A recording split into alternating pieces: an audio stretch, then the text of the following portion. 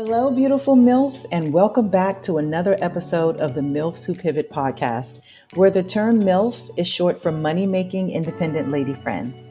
I'm your host, Bianca Terry, and each week I'll either be interviewing or reading about amazing women who have pivoted in life to pursue their wildest dreams and wealth from a MILF's perspective. This podcast aims to motivate and encourage other MILFs to boldly explore uncharted paths towards a fresh and fabulous leveled up life. Amey Stark-Foust confidently navigates her roles as a speaker, Amazon bestselling author, life coach, and entrepreneur, all while excelling in her full-time corporate job. Her life took a significant turn when she faced a divorce after 29 years of marriage, inspiring her to create Resilient, a platform dedicated to guiding women from diverse backgrounds towards self-discovery. Despite being married since she was 19, Amey fearlessly embarked on a journey to find her own identity. Through her speaking engagements, she shares her experiences and insights, encouraging audiences to embrace their path of growth and authenticity. She boldly empowers women to reclaim their identities with courage and determination. Amey firmly believes that the best way to begin reclaiming your identity is to be your authentic self. She is amazed by the positive response to her real and vulnerable approach, knowing that it is through vulnerability that people can see the real you. Her mission is to connect with women globally, offering guidance and support as they embark on their own transformative journeys. Let's get started. Amey, welcome to the show. Thank you. I'm so happy to have you. Let's jump right into it. So I want to talk to you about life before you became a coach and an author. Tell me what Amey was like, what she was doing in your 20s, 30s. Take us back. Well, I started really early. I got married at 19. I had my children, my daughter at 20, my son at 25. So I was raising my kids, fully immersed in the mom mode. I kind of lived vicariously through my kids. They played sports. We traveled with their sports. We were very involved. Husband at the time coached them in all of their sports. He continued coaching even when they were done. I was booster club president, team mom, all of that, all while trying to work a full-time job in corporate America. And so I would not trade any of that time for all the tea in China. But unfortunately, I went through a divorce after 29 years of marriage. And that kind of, at first, threw me into a little bit of a tailspin. It was not expected. It was kind of not a mutual thing. And so that kind of led me down a road of being alone, kind of a little bit of a depression at the beginning. And just trying to kind of figure out what that looked like. I was married for 29 years. Yeah. So most of my life, my adult life, was with someone else, raising a family, doing things together, vacations together, and things like that. So it was completely different. It was kind of nice that it was the beginning of the pandemic because I moved into an apartment and I was by myself and everyone else was isolating. So I didn't feel like it was such a big deal to be alone in my apartment or, to not necessarily go out and do things in the beginning. Mm-hmm. So you went straight from going through a divorce and diving into the pandemic and being alone.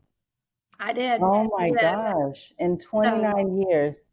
So what was that transition like? Because I imagine in 29 years of marriage, like you said, your entire life is revolved around, your family and your work.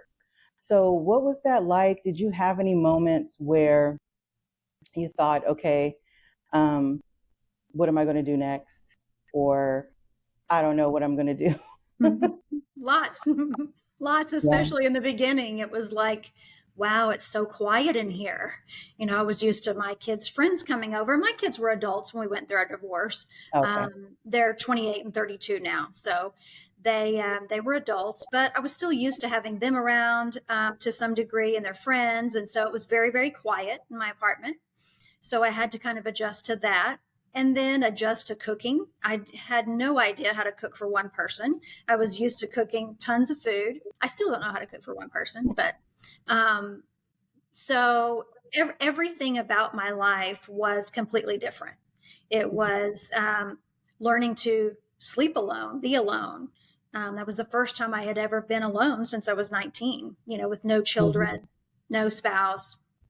So at first I thought, I don't even know if I can afford to do this. I mean, what's going to happen? Can I make it? It was kind of scary because I was used to two incomes and things like that. So everything from my income to the food to the quietness, everything was completely different.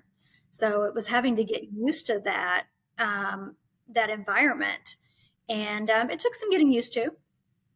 Mhm. And so what were you doing for full-time work at that time? Um, I am still working in corporate America. I work for Okay. a financial consulting firm. So Okay. I've been there almost 19 years, and I continue to do that. That was kind of my peaceful place, going to work. A lot of times people go home for their peace, and my peace was going to the office and, being around people. But of course, the start of the pandemic, no one was in the office. Right. So it was very different. It was just a very different time. Yeah. So you were still with the company. When did you start to have feelings that, okay, I want to start a business. I want to work with other women and help them through whatever they're going through. And then I guess, which also led to the book that you contributed to. So when did you start having those light bulb moments or those aha moments? Because it's almost like you went from childhood or teenhood straight into marriage. So, do you even remember what your goals and dreams were before you got married? And I wonder if there's a connection to what you're doing now to maybe who you were back then. Honestly, back then, because I was so young and I had not experienced life, I had lived on my own for a little while with a roommate or by myself, but I Mhm. hadn't experienced life. I hadn't traveled. I didn't know who I was. I didn't Mhm. know what I liked. I didn't know any of those things. And so, going straight into wifehood, motherhood, which were great. And I thought that was my life's goal. That's what I'm supposed to do. And it wasn't uncommon. I tell people all the time, it wasn't uncommon for people in our generation to get married at a young age. I had several friends that were married and had kids at an early age at that time, but I didn't know who I was. I had no idea. And so you start cooking what everyone else wants. You start doing what everyone else wants, and you start catering to all of that. And so you kind of put everything that you want on the back burner. It's really like it's not that you're not given a choice, but that's your choice. Your choice is to serve other people, and that's where you are. So Mhm. it wasn't until the very, very beginning of last year that I was introduced. There was an executive at my office that wrote in the second book. The book that I contributed to were one of three Oh, okay. collaborative books together, so there was a series. So she wrote in the second book, and she and I sat down and started talking one day, and she was telling me her story. It's all about storytelling and using that to help other people. And I said, wow, well, I have a story. Actually, I probably have a lot of stories, but some of them you don't really want to share. But I said, wow, so if I could tell the story of my life or things that I have overcome or been through to help other people. So it was kind of like a light bulb moment. It was kind of like, maybe that's what I'm supposed to do with this. I went from being alone and kind of being depressed and down, and then I entered the dating world, and then I kind of got out and kind of found myself, figured out what I liked, and so I had done that for a couple of years. And then once she and I spoke, I thought, well, that's exactly what I'm supposed to do. It's just kind of like it was kind of a no brainer. It was kind of like that's what I'm called to do. That's just that, So it took most of last year to even write the chapter. We had coaches, accountability partners. We met once a month. We did all kinds of things just to contribute to that book, and then the book launch and all of that. So it was during that process that I kind of expanded on that. And writing the chapter in the book was also kind of the end of the therapy for me and my healing journey. I That's had what I wanted to know. Yeah. Yeah, it was so therapeutic. And of course you stop and start and you write and throw it away and I don't want to say this and, all the things, and you give it to some people for peer reviews. So that allows you to kind of get feedback. Okay, I'm on the right track. Am I saying too much? If I'm not saying enough? And so it was kind of in that process and going through that therapeutic journey that I said, I think that it's a step further. Now it's my goal to speak to women, to coach women, to help them get unstuck, to help them see that there's light at the end of the tunnel, that you don't have to be, you don't have to get secluded in your shell and be reclusive and all those things when you go through a divorce, or also that gain some self-esteem, that you don't have to feel that feeling that a lot of times women feel when they get divorced. Hmm. So So, and real quick, I want to back up about your books because I only saw one. So tell me about the others. I am not part of all of those books. Oh, I okay. only wrote a chapter in one. There's Okay. 33 women total in all three books. Oh, that's fantastic. That's awesome. And this particular book is an Amazon bestseller, It is. right? All three Okay. of them actually were. Oh my gosh. Okay. I'll be sure to link that in the show notes as well. So, with your business, did you have a coach helping you get set up and coaching you along, or was this purely your own um, project that you worked on to bring it to life? It's kind of been a combination. I really use that executive as a mentor to bounce things off of, to get some guidance. I've taken some master classes with a couple of different coaches that I have met along the way. Okay. I've taken a few other, courses and things, but most of it is my own, simply just sharing what I have been through in the storytelling format to help someone else. Mm-hmm. That's awesome. And apart from work and coaching, what are you doing for fun these days? Like, what new hobbies did you discover? Hey, I love doing that, or hey, I'd like to try that. All kinds of things. I, I was really, really afraid of heights in my married bubble, I guess you could call it. And so, getting that's the other thing, that getting out of the divorce, living by myself, figuring out what I enjoyed and what I liked. That's the other part of finding myself and trying to push the boundaries a little bit, being Hmm. afraid of heights and going parasailing.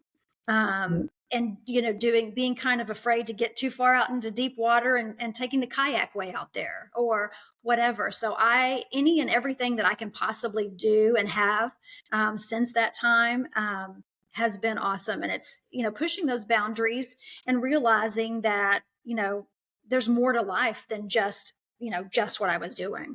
Hmm. So you became sort of like a yes woman. Yes, I'll try Yes. this. Yes, I'll do that. Yes. That is wonderful.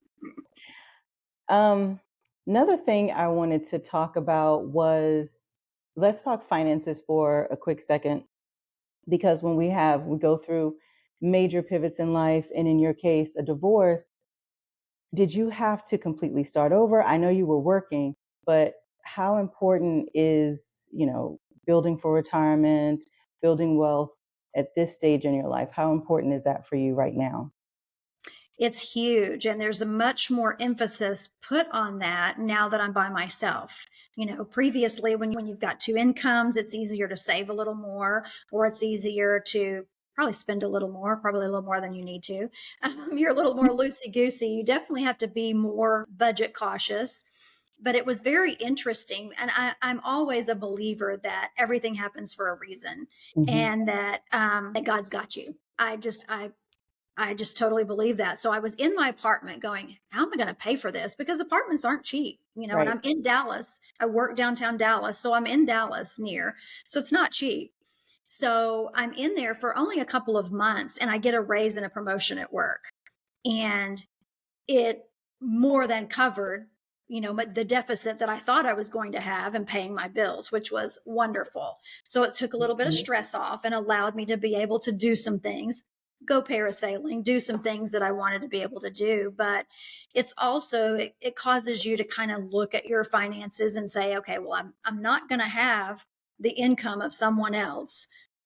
Let's start planning and figuring out what that looks like. Mm-hmm. And I think my goal one day is to strictly travel, help women, speak to women, be out of corporate America.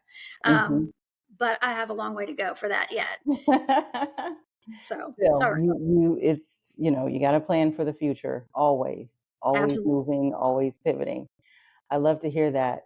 And I read that you like to travel, and you also mentioned that. Are you a solo traveler? And do you remember when your first solo trip was and how it made you feel? I like to travel with people. Okay. And, all my children's lives, we traveled with their sports throughout the US. So we were always in a different state, doing various things. And we would squeeze in, if we're in Colorado, squeeze in some whitewater rafting or something like that. But I had never really been abroad. I'd taken some cruises, Jamaica, Grand Cayman, Cozumel kind of thing, but I'd never been abroad until 2018, the year before we separated. And I actually took my daughter, my mom, and my mother in law at the time. And we went on a Mediterranean cruise. So that was my first opportunity to actually go to Spain and to all of these places. And I got the bug. I said, Right. this is awesome. So, a few years prior, when I was taking care of my ex-husband's uncle, and he passed away really young, I promised my mom after that point, he was just a year younger than her, that I would take her somewhere every year. I don't wherever that is. So that year, 2016, we actually went to Hawaii. I was still married with my kids and my mom. So each year I've tried to take her somewhere. Pandemic put a little bit of a damper on that. And my daughter also moved to Dublin, Ireland right after that. So that gave us a place to visit, but then put a little damper on our travel with her. So we just got back a few weeks ago, actually, and it was my mom, myself, my cousin, and two of our friends, husband and wife couple. So we took a cruise that left out of London and cruised the North Sea, Belgium, Amsterdam, and did all of that. But I definitely have the bug now. Oh my God, I love to hear that. So I think I'm not opposed to traveling alone. I think that if Hmm. the opportunity presented itself and there's somewhere that I wanted to go, I'm perfectly fine. In fact, when we were on this trip, we didn't get long enough to visit Edinburgh, Scotland, and the tour bus was going back to the ship. And I said, "Well, I haven't seen enough, so y'all go on. I'm gonna just Uber all over back." So that's what I did. So I'm not opposed to traveling alone. Hmm. Good. I'm a proponent of travel itself, but especially solo travel for women. I think it's life changing, and especially when you're coming out of a big transition in life, it just opens your mind, your heart, your spirit. It But does. you're already traveling, so you're getting Yes, it. I love it. I love it. Yeah. All right, Amy, I think this is a good time for us to move into the strawberry round where I'll ask you 5 questions and you keep your answers short and sweet. You Okay, ready? I'm All right. ready. Name a book that has inspired you tremendously. Probably Shine Your Light, the book that I wrote in. And the reason I say that, not for my story, but the story of all these other women that have overcome so much.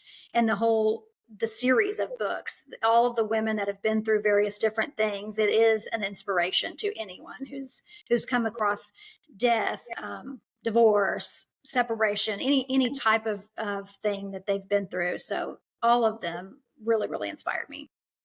Love it. What's a software tool or app you can't live without for either professional or personal use? Ooh, there's a lot.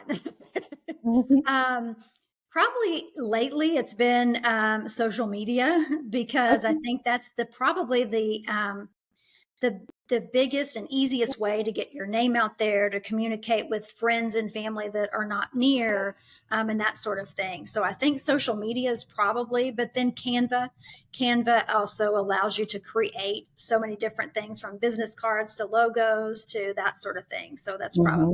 probably the two. That's true. It's funny you mentioned social media. I'm hearing that a lot. I'm hearing Facebook. You can use it for both personal and professional use. You can. Name someone you'd love to have lunch with and why.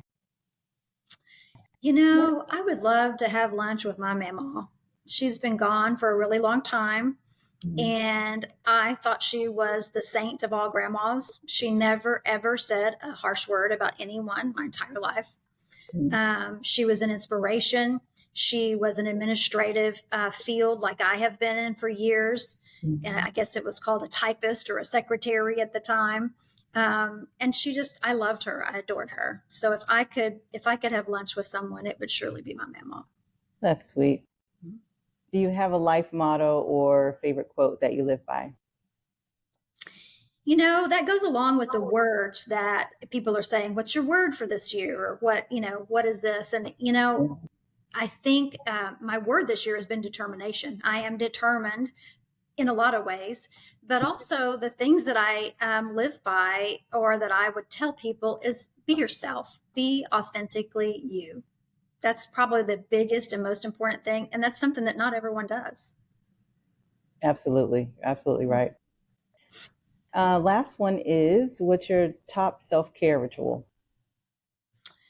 Oh, so in the area of dating myself and loving myself, I would regularly go to a favorite restaurant, get a glass of wine and a steak or whatever my favorite meal was, and just sit at the bar by myself. Mm. And I'm okay with striking up conversation with people. I never meet a stranger, but I also really really enjoy just savoring that moment. It's the opportunity to relax with that red wine and just soak it all in. So that's probably my best favorite self Is care. that something you do often? I did it a lot more previously. Hmm. I don't do that enough. I probably now that I am in a relationship dating, probably the biggest self care is laying in the bathtub with Epsom salt and lavender oil and laying in there. I like the sound of that. That's awesome. Uh, do you have any final words for our listeners to take as words of encouragement or advice to pivot and live life intentionally? I think one thing I would tell people is people always say don't sweat the small stuff, but that is so true. I was just telling someone the other day how we complain and we complain about this and complain about that, and at the end of the day it's really small stuff Hmm. that people complain about. So I would tell people not to sweat the small stuff. Truly be authentically yourself, whatever that looks like, whether it's wearing your naturally curly hair, whether it's, being bold and loud, if that's your thing, whatever your thing is, if you like to go knitting or if you like to kayak or whatever, just be authentically you. I agree. You're right. A lot of people don't. And I think if more people felt comfortable being themselves and living in their true authenticity, the world would be a better place. I agree. And it's Right? very freeing. It's very Yeah. freeing. Yeah. Yeah. Well, Amey, I'd like to thank you so much for joining me today on the show. Really appreciate it. I loved hearing your story, how you came out of your divorce and transitioned into your new single life and developing hobbies and starting a business and writing a book. I mean, did you ever think that you would even do those things while busy being a wife and mom and full-time employee at the same time? Yeah, Never in a so million years. yeah. And the juices that flow and the creativity that sparked up in me during a time where I thought it was going to be the worst time in my life were truly a blessing. Buying my own home right before I turned 50 for the first time, and Mm, just um, being who I was always meant to be. So yeah, I'm grateful. congratulations on that. Thank you.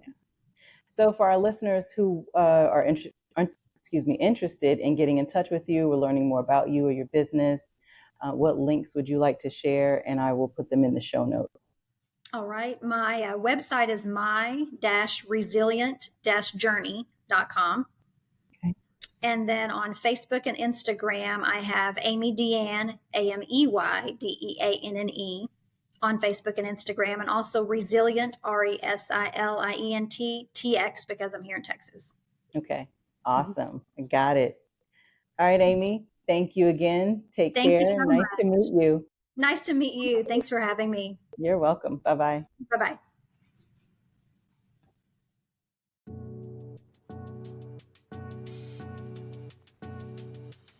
Thank you for tuning in to another exciting episode of the MILFs Who Pivot podcast. Please take a minute to leave a review and don't forget to follow the show, download the episodes, and share with the other MILFs in your life. Listen in on any of the major platforms, including Apple and Spotify, or watch our videos on YouTube. You can join the community on Facebook and Instagram at MILFs Who Pivot Podcast.